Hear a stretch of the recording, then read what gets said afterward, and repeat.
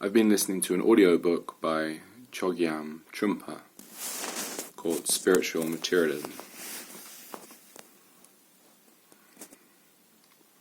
This is a guy who is from the lineage of Kagyu lineage, Tibetan Buddhism. Looked him up. He's one of those guys who's got lots of terrible controversies about him, but actually his written work is phenomenal. That's another story on this. What I think about people who are a bit nuts, but seem to say very good things. Anyway, it's got me questioning myself a lot. Wow. He's hitting me all over the place. He's describing to a Western audience symptoms he sees of people making some kind of ego out of spirituality, making themselves feel self-important, give themselves comfort that they're going somewhere, etc. And I've certainly noticed these symptoms in myself. For example, I kind of wish I'd been noting down everything he said. I'm definitely going to be rereading this a couple of times. But especially these ideas that, so for one, so you have an amazing mystical kind of experience, right? So I've had a few of those, and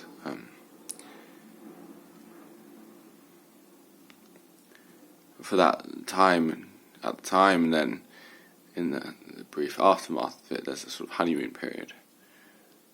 And, in that moment, you kind of cling on to that experience, thinking, "Oh, I've sussed it all out. I'm amazing. Everything's going to be fine forever." And then it goes away, and you're like, "Oh fuck! Like, what happened? Why can't I keep up this lovely little La La Land?" I remember this happened to me especially last year after I did my second Vipassana. I was really in a fairy tale land for like a month. I really thought I'd sussed it all out. And then it came back down, and I think it was after that high, because it was such a high, I felt really low. Really low. For a little period. And I suppose what this comes from is a lack of maturity, in the sense that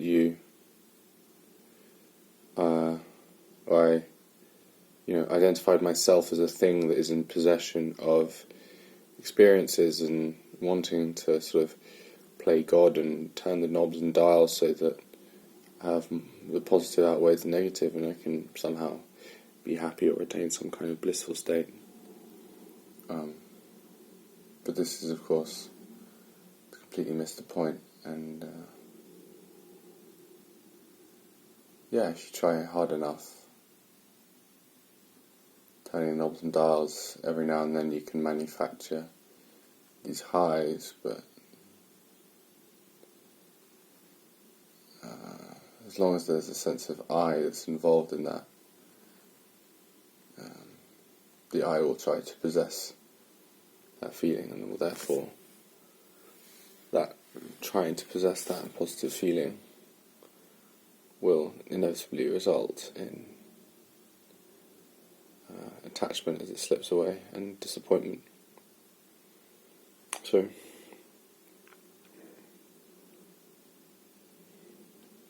I think what I'm really realising this comes down to is like really, really appreciating every moment without a sense of I in it, and getting to know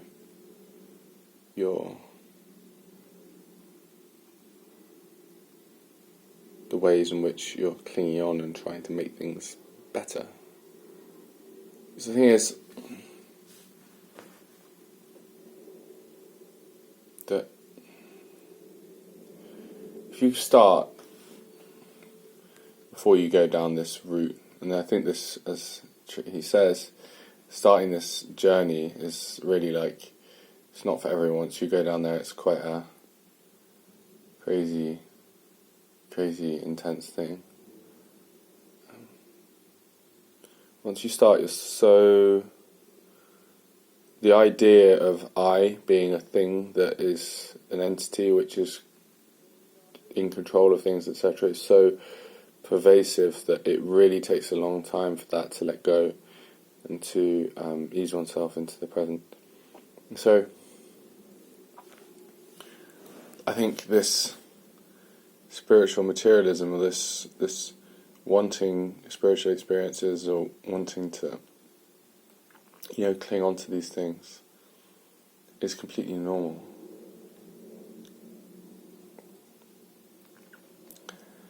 Because I think the temptation is to think, oh God, I was an idiot for trying to cling on to those experiences. Whereas actually, my wanting to cling on to those experiences and all these little manifestations of ego on the way out are very much, they're obviously natural. There can be nothing which is not natural, because everything is just everything. So every manifestation of yourself is just what it is, and therefore it's a natural result of everything that's come before it, etc., etc.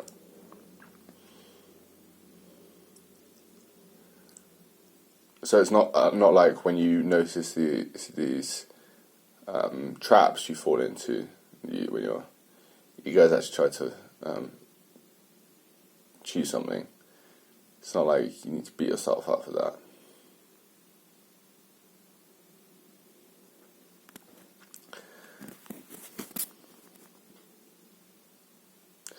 This reminds me a little bit of Alexander work, Alexander technique.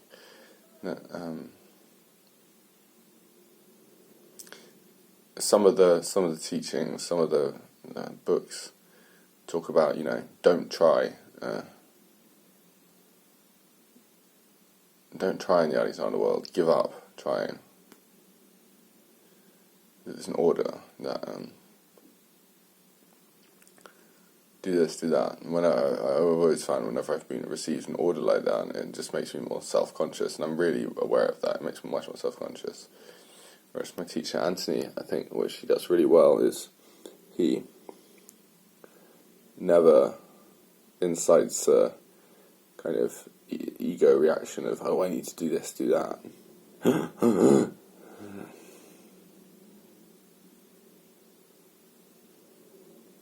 So I think it's the same listening to this kind of stuff, like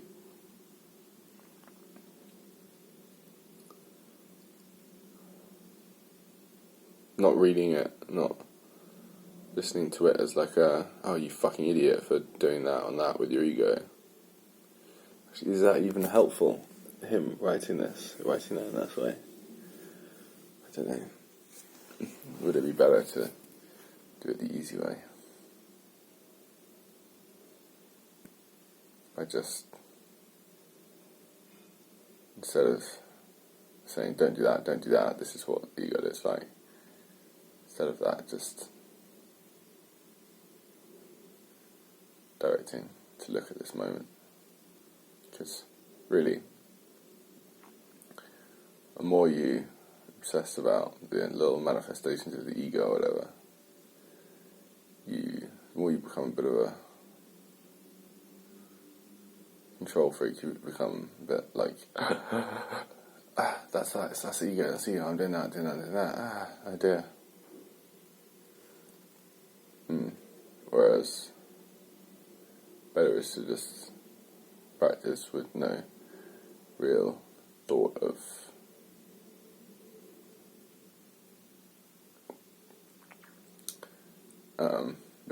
ego.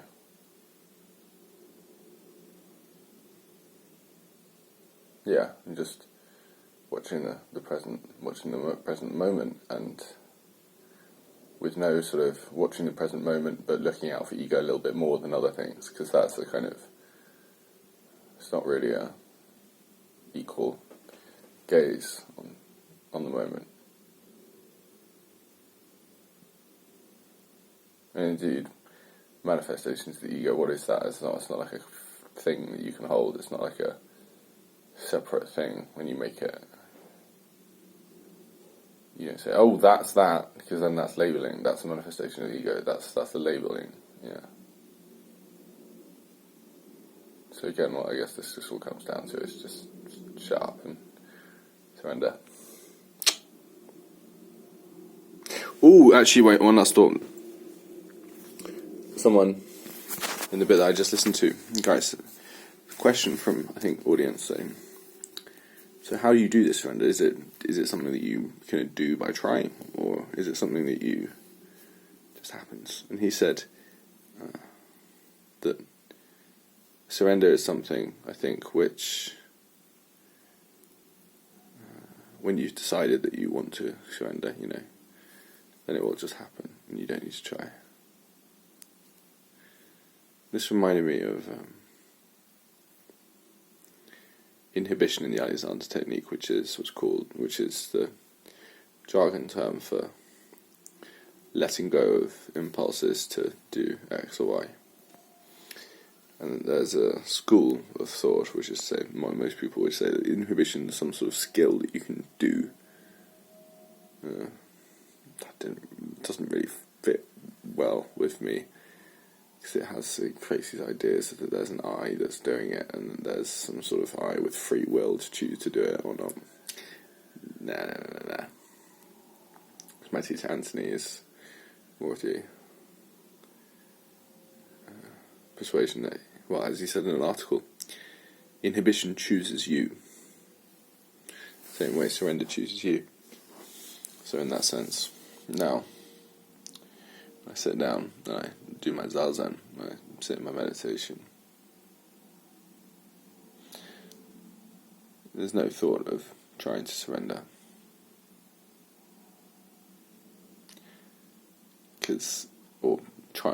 Doing the surrendering by some sort of manipulation. Because that's not really surrender, is it?